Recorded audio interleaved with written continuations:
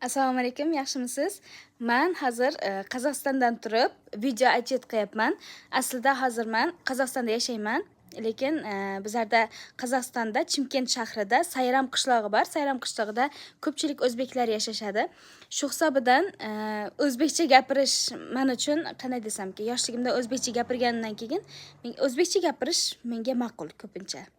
Aslini olganda men o'zim ham O'zbekistonda tug'ilganman, lekin ayrim sabablarga ko'ra, ya'ni ota-onam o'zini vataniga, ya'ni Qozog'istonga qaytib kelishlari sababidan men ham Qozog'istonga ko'chib kelganman.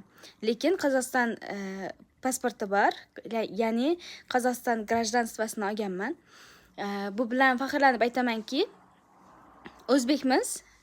O'zbekistonliklar YouTube'dagi videoni ko'rib, o'zbek so'miga qancha, yo bo'lmasam o'zbek so'mida aytyaptimi desa, shunaqangi xursand bo'lyapman. Ya'ni o'zbeklar bu videolarni ko'rib, nima desam ekan, qandaydir faxr bo'lyapti. O'zbekistonda yashadim, O'zbekistonda tug'ildim.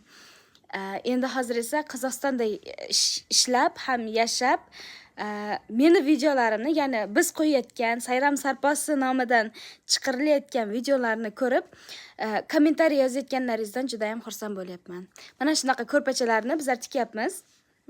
Xudo xolasa, Qozog'iston, O'zbekiston o'rtasida import-eksport yo'llarini yo'lga qo'yamiz.